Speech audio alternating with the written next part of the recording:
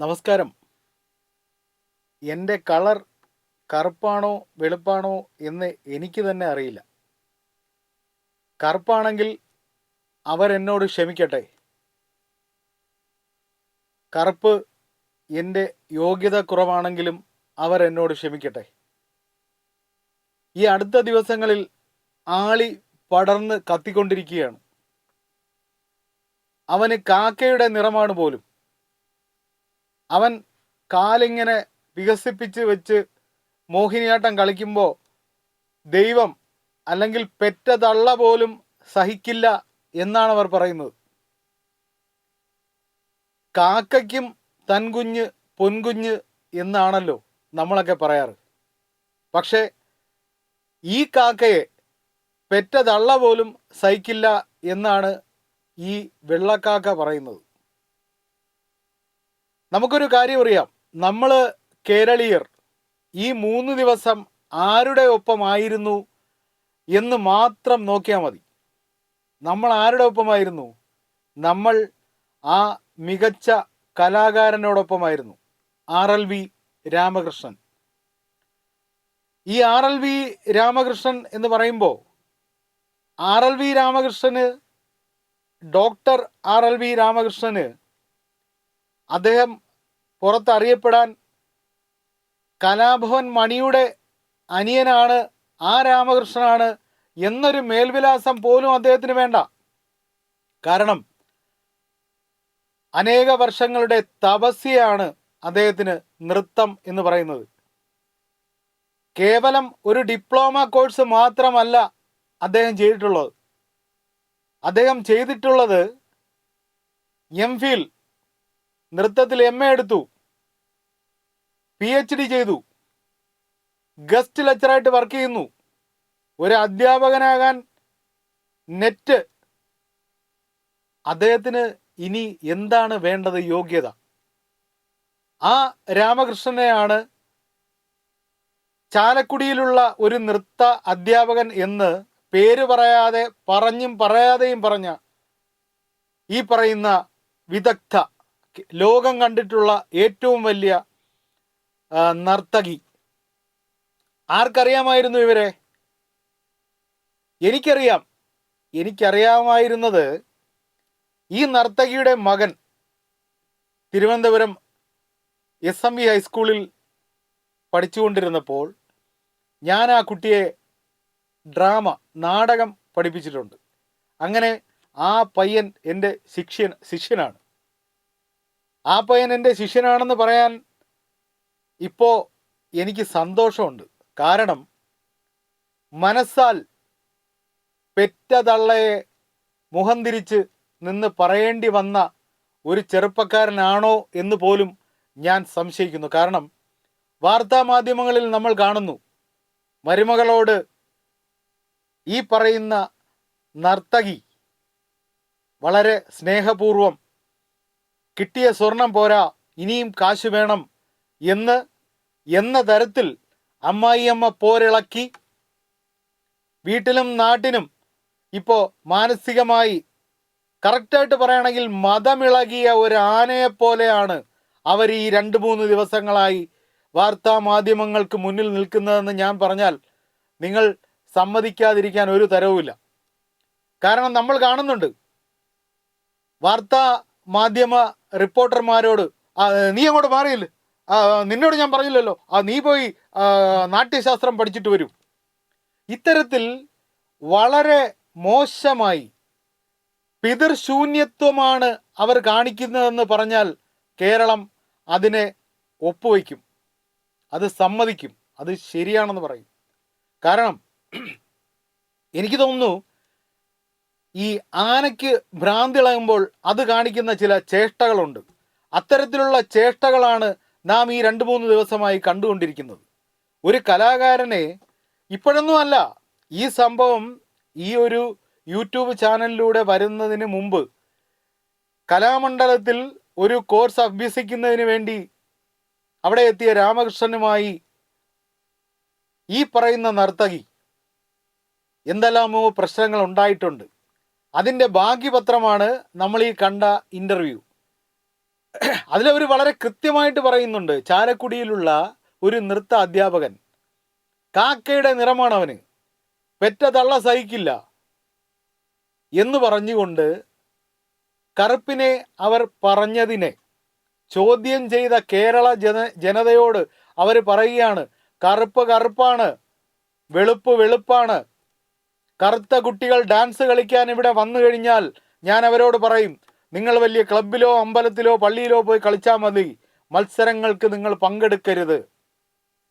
അതെന്തുകൊണ്ടാണ് ടീച്ചർ? അതെന്തുകൊണ്ടെന്നാൽ സൗന്ദര്യത്തിന് മാർക്ക് ഷീറ്റിൽ ഒരു കോളമുണ്ട് പോലും.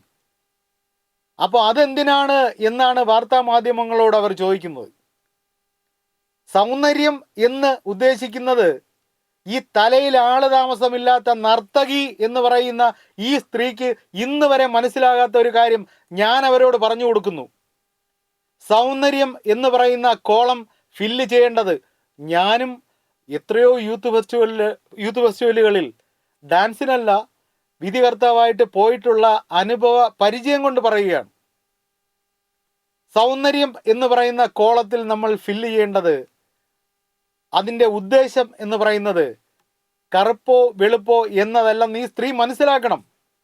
ആ ഒരു കോളത്തിൽ ഫില്ല് ചെയ്യേണ്ടത്, ഇപ്പോൾ ഡാൻസിന് കഥകളി, മോഹിനിയാട്ടം, ഭരതനാട്യം ഇതിനൊക്കെ വ്യത്യസ്തങ്ങളായ മേക്കപ്പാണ്. നമ്മൾ കാണാറുണ്ട് തെയ്യത്തിന് അതിൻ്റെ മുഖത്തുള്ള ആ ചായങ്ങളും അതിൻ്റെ വരയും ഒക്കെ വ്യത്യസ്തമാണ്.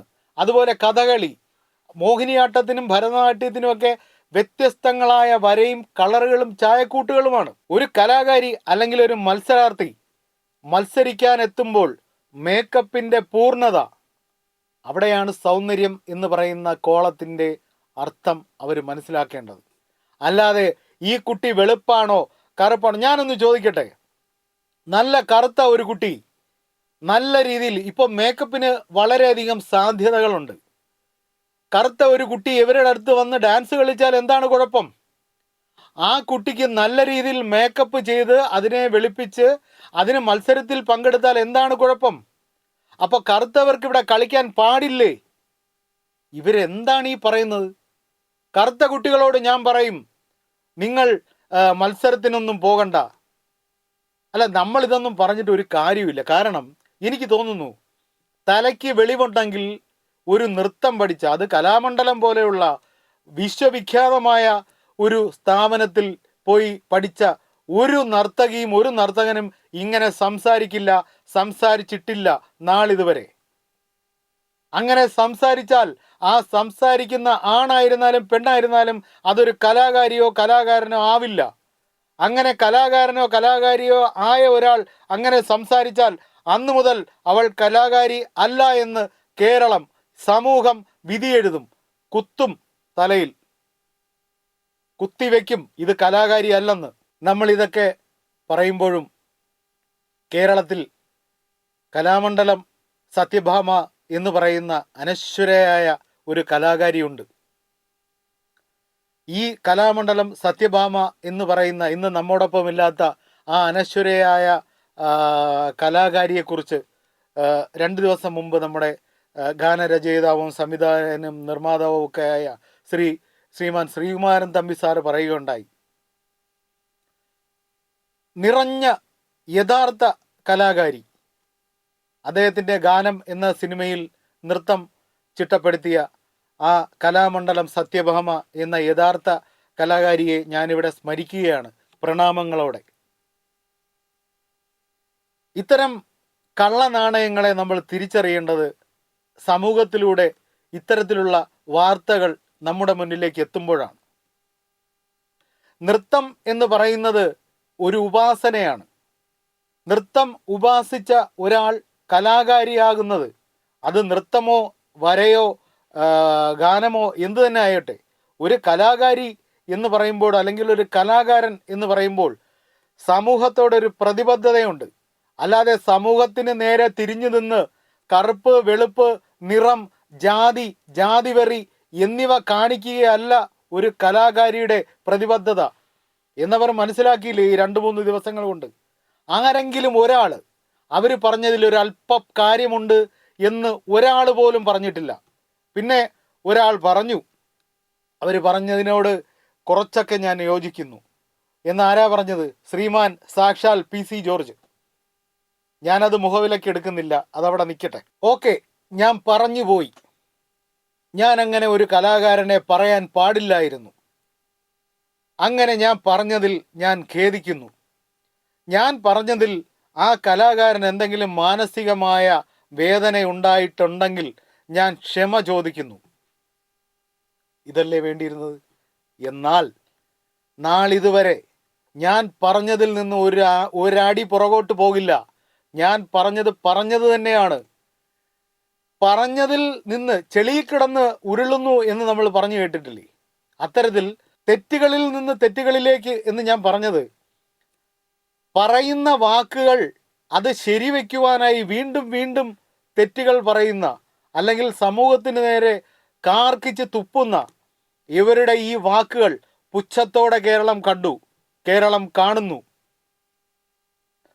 ഞാൻ ഒരു കലാകാരൻ എന്ന് ഞാൻ സ്വയം അഭിമാനിക്കുന്ന ഞാൻ പറയുന്നു, രാമകൃഷ്ണൻ എന്ന ആ വലിയ കലാകാരനോട്, അദ്ദേഹത്തോട് കേരളത്തിലെ മുഴുവൻ കലാകാരന്മാർക്ക് വേണ്ടിയും ഈ പറഞ്ഞ വാക്കുകളിൽ അദ്ദേഹത്തിന് മാനസികമായ വിഷമമുണ്ടായിട്ടുണ്ടെങ്കിൽ ഞാൻ അദ്ദേഹത്തോട് മാപ്പ് ചോദിക്കുന്നു. RLV രാമകൃഷ്ണൻ മാപ്പ്. യൂട്യൂബ് ചാനലിൻ്റെ കട്ട് ടു കട്ട് എന്ന് പറയുന്ന പ്രോഗ്രാമുകളിൽ സിനിമകളെക്കുറിച്ചാണ് സാധാരണ നാം സംസാരിക്കാറുള്ളത്. എന്നാൽ ഇന്ന് ഈ എപ്പിസോഡിൽ കേരളത്തിൻ്റെ ഈ നിറം, മതവെറി മനസ്സിൽ കൊണ്ടു നടന്ന ഈ ഒരു കലാകാരി എന്ന് സ്വയം പറയുന്ന ഇവരെക്കുറിച്ച് പറയേണ്ടി വന്നതിൽ ഖേദിക്കുന്നു. ഇനിയുള്ള എപ്പിസോഡുകളിൽ വ്യത്യസ്തങ്ങളായ സിനിമയെക്കുറിച്ചും മറ്റ് പ്രോഗ്രാമുകളെക്കുറിച്ചും നമുക്ക് സംസാരിക്കാം. നന്ദി, നമസ്കാരം.